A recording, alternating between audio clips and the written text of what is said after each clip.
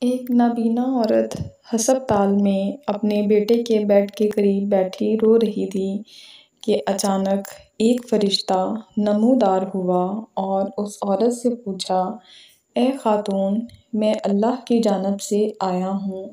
اللہ چاہتا ہے کہ آپ کی کوئی ایک آرزو پوری کریں۔ اب بولو، اللہ سے کیا چاہتی ہو؟ عورت نے اپنا چہرہ فرشتے کی سمت کر کے کہا، اللہ سے چاہتی ہوں کہ میرے بیٹے کو شفا یاب کرے۔ فرشتے نے کہا، پچھتاؤ گی تو نہیں؟ ہرگز نہیں۔ عورت نے فوراً جواب دیا، لو، اللہ نے تمہارے بیٹے کو شفا بخش دی ہے، مگر تم اپنی آنکھوں کی بینائی واپس لانے کی بھی تو آرزو کر سکتی تھی۔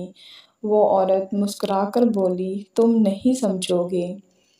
سالوں گزر گئے اور وہ بچہ بڑا ہوا۔ وہ ایک پڑھ لکھ کر ایک کامیاب انسان بن گیا تھا اور اس کی ماں اس کی کامیابی کو جشن ہر موقع پر مناتی رہتی تھی۔ اس نے شادی کر لی اور اپنی بیوی کو بہت چاہتا تھا۔ ایک دن وہ اپنی ماں سے کہنے لگا، ماں، مجھے نہیں پتا کہ یہ بات میں آپ کو کیسے بتاؤں، مگر مسئلہ یہ ہے کہ میری بیوی آپ کے ساتھ ایک گھر میں نہیں رہ سکتی۔ میں چاہتا ہوں کہ ایک علیحدہ مکان خریدوں جس میں آپ رہ سکیں۔ ماں نے کہا، نہیں بیٹا، اس کی ضرورت نہیں ہے، میں جا کر اپنے ہم عمروں کے ساتھ ایک گھر میں رہوں گی، تم فکر نہ کرو، بہت اچھی گزرے گی۔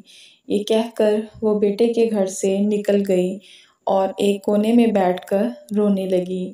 وہی فرشتہ پھر نازل ہوا اور کہنے لگا، اے ماں، دیکھ لیا آپ کے بیٹے نے آپ کے ساتھ کیا سلوک کیا، اب پچھتا رہی ہو؟ چاہتی ہو کہ اسے بد دعا دوں؟ نہ میں پشیمان ہوں اور نہ اسے بد دعا دینا چاہتی ہوں۔ تم کبھی ان باتوں کو نہیں سمجھو گے، لیکن ایک مرتبہ اللہ تم پر مہربان ہو رہا ہے اور تمہاری ایک آرزو پوری کرنا چاہتا ہے۔